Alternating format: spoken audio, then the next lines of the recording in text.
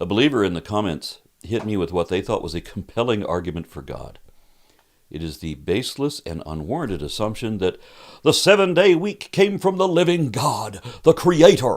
Its origin is from the Scriptures, and it has stood the test of time. Why hasn't it been changed? Ooh, what a gotcha. Whatever am I to do now that I've been backed into such a corner? I told him that I'm always looking for content suggestions, and I thanked him for this one. Why did the 7-day week not change? Because by definition, it's 7 days, without any remainder of hours or minutes beyond that. Where did the 7-day week come from? Does it come from God? Does it matter which God? Because in our Western culture, we start the week with the day of the sun, Sunday. Then, of course, there's Moon Day, and the rest of the weekdays are for Viking gods. There's Tyr's Day, and Woden's Day, Thor's Day, and Freya's Day.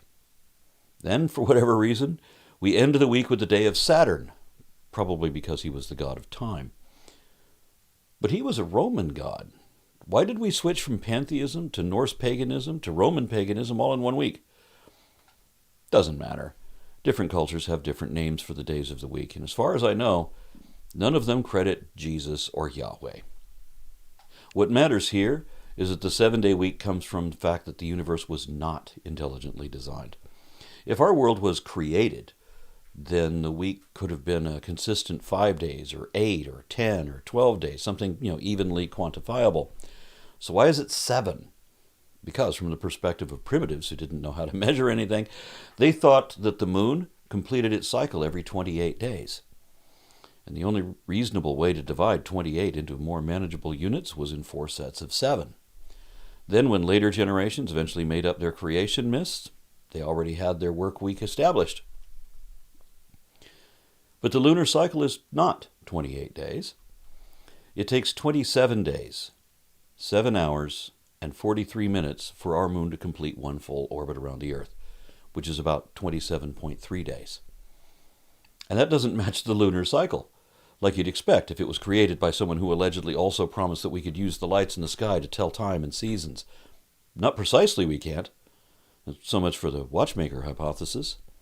The lunar cycle of phases is roughly 29.5 days. And this is increasing, albeit slowly, as the moon moves away from us at 3.8 centimeters per year, which of course increases the diameter and thus the duration of its orbit.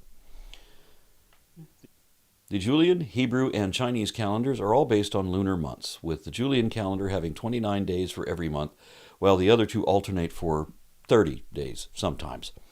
And nowadays we have months of 30 to 31 days, with February at 28 days. Because we have to play this game of leap year every 4 years.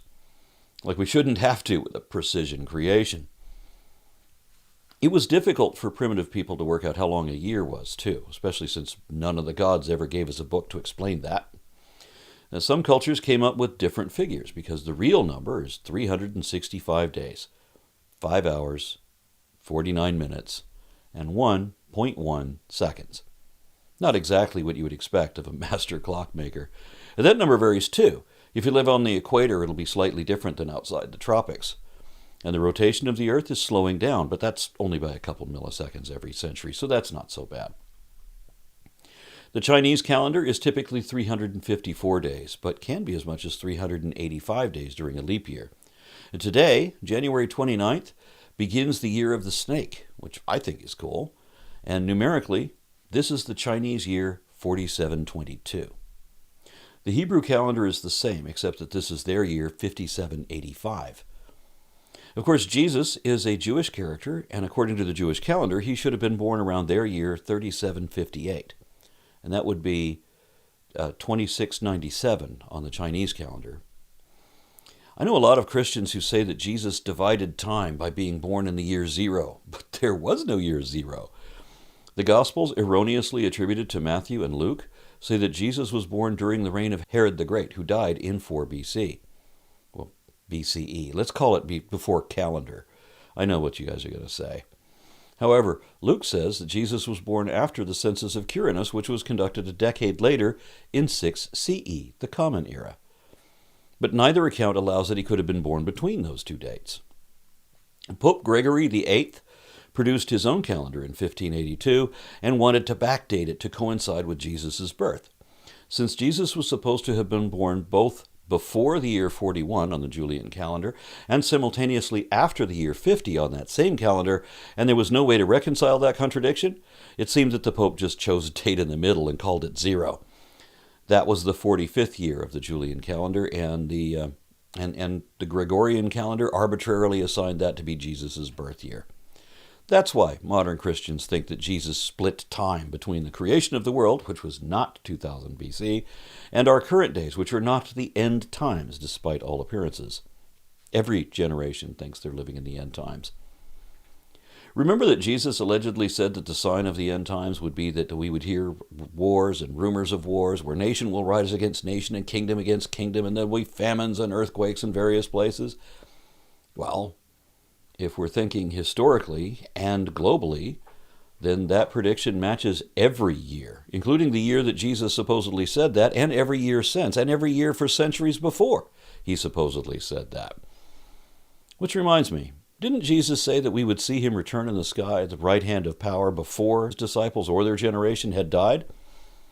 Seems that every time the Christian God gives us a means to tell time, it is unreliable. Don't buy a watch from this man.